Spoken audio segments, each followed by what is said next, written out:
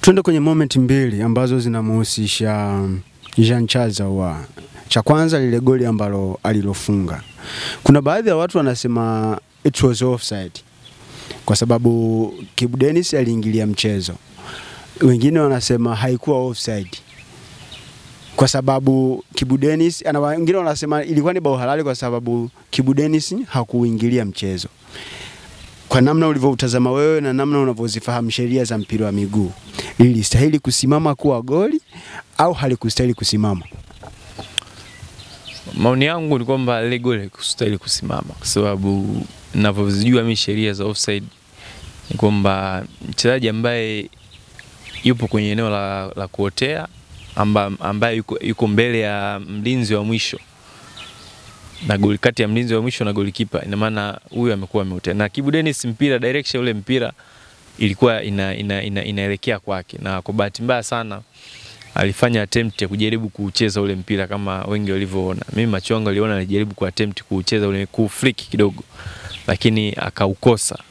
Kwa hiyo kama alionyesha dhamira ya kucheza ule mpira ambao yeye alikuwa kwenye eneo la kuotea, goli halikustahili kusimama. Lakini ndio hivyo, mwamuzi pia alipata nafasi ya kwenda kujiridhisha, na kwa macho yangu ambavyo niliona na namna ambavyo nilitafsiri mazungumzo yake na fourth official, ni kama vile walikinzana.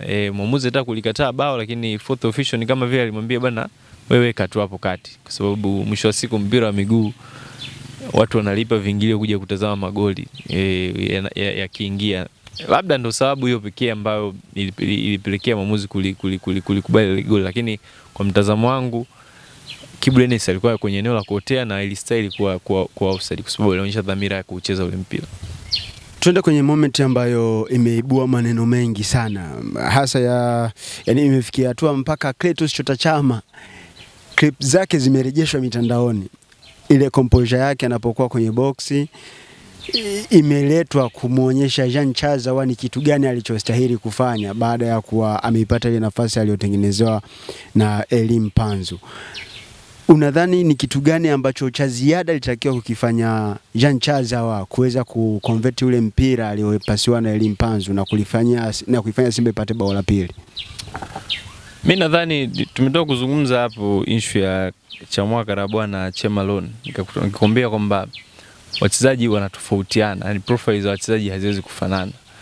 Unapoleta comparison za Chama na Jean Charles Ahoua, ni wachezaji wawili tofauti. Chama ni master of composure, ni mchezaji ambaye anasifika sana kwa utulivu kwenye maeneo kama yale ambayo Jean Charles Ahoua alikosa utulivu. Sasa ni wewe sasa mchezaji mwenyewe kujitafsiri kwamba sijawahi kubarikiwa huo utulivu, kwa nini nionyeshe hapa kwenye eneo la maamuzi kama haya?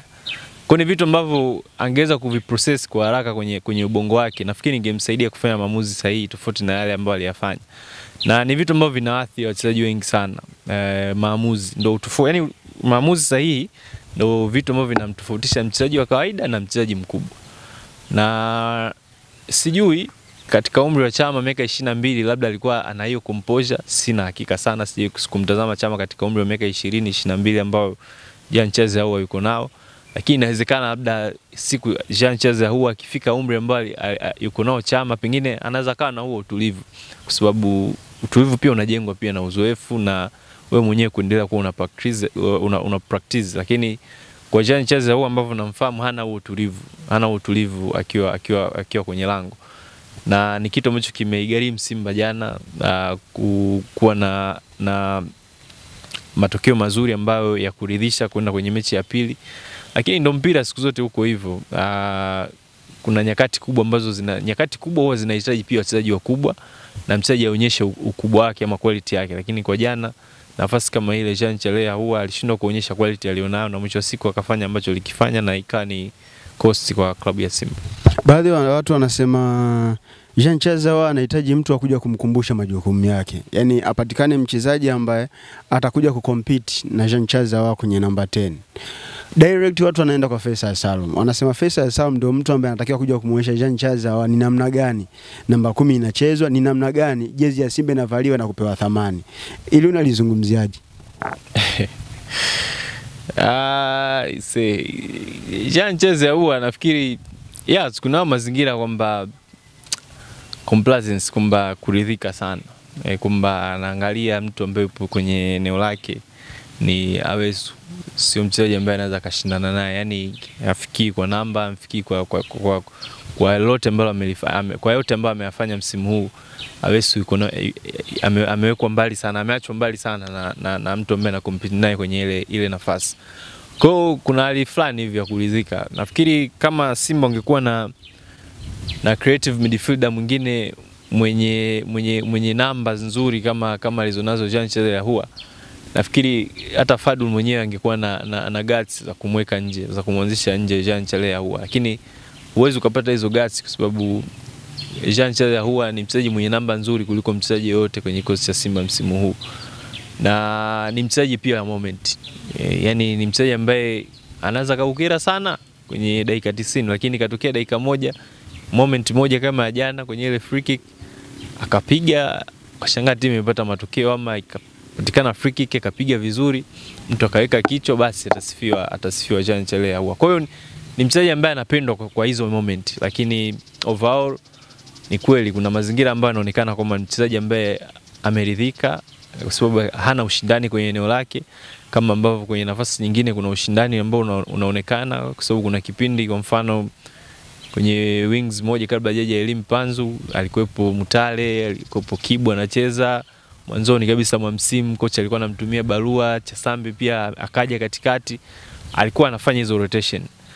Lakini pia kwenye eneo la mshambuliaji wa kati alianza huyu Mkwala, baadaye akaonekana kocha kama vile anitosha, akamleta Ateba akapata game time, baadaye akamrudisha tena Mkwala mpaka sasa hivi anaendelea kucheza. Kwa amekuwa na hiyo luxury ya kufanya rotation kwenye maeneo mengine, lakini kwenye eneo la namba 10 bado kuna huo upungufu wa ushindani ambao yeye mwenyewe Fadlu anakiri kabisa kwamba anahitaji kiungo mwingine wa katikati namba 10 ambaye atakuja kutoa ushindani, pengine labda na kutengeneza mazingira ambayo yanaweza kumfanya Jean Charles Ahoua compete, ashindane naye. Na hii sasa haiwezi kuwa msimu huu, ni mpaka msimu ujao tena. Sasa atakuwa ni Faisal Salum, atakuwa ni mchezaji mwingine tofauti, tusubiri tuone. Jana kwa namna ulivyowatazama Stellenbosch, ni eneo gani ambalo unadhani Simba wakiwekeza nguvu sana linaweza likawafanya wao wakavuka? Kwa namna ambavyo ulivyowatazama Stellenbosch, style yao ya kucheza, wanapokuwa wana mpira na wanapokuwa hawana mpira, ni eneo gani ambalo Simba wanaweza kusema tukiwekeza nguvu eneo fulani Simba wanaweza kufanikiwa kupata matokeo wakiwa away? Eneo ambalo wakiwekeza nguvu, nafikiri mimi nadhani ni umakini, kwa sababu Stellenbosch ni timu ya kawaida, lakini mimi napenda namna ambavyo wanacheza kitimu. Sio timu dhaifu kama wengi ambao wanaifikiria. Ni timu ya kawaida lakini sio timu dhaifu. Nina struggle kuangalia eneo lao la udhaifu. Labda eneo la udhaifu pekee ambalo naliona labda ni eneo la goalkeeper. Masuluke ni goalkeeper ambaye amedaka jana, lakini sio kipa namba 1. Kipa namba 1 ni Sageshegi Stephens ambaye ana majeraha na jana alikuwa tu geresha pale kwenye benchi. Nafikiri kama atakuwa amerecover atakuwa na game nzuri nafikiri kwenye mechi ya marudiano. Kwa hiyo umakini na utulivu pia wanapotengeneza ile nafasi ndio eneo pekee ambalo naamini Simba wakiliboresha zaidi kwenye hii wiki ya maandalizi inaweza ikawasaidia, kwa sababu hicho ni kitu ambacho kina lack kwenye game yao. Kwenye mechi nyingi sana ambazo wanacheza wanatengeneza sana nafasi, lakini kuna uzembe fulani hivi wa ufanisi mzuri kwenye eneo la mwisho. Kwa wakimprove hilo, na kwa namna ambavyo tuliona walivyocheza jana, wameweza kutengeneza nafasi dhidi ya wale kina Ismail Tule, kina Jawazir Basadien fullback wa kushoto ambaye alikuwa nahodha jana, kina Kazie ni Nyanya fullback wa kulia ule.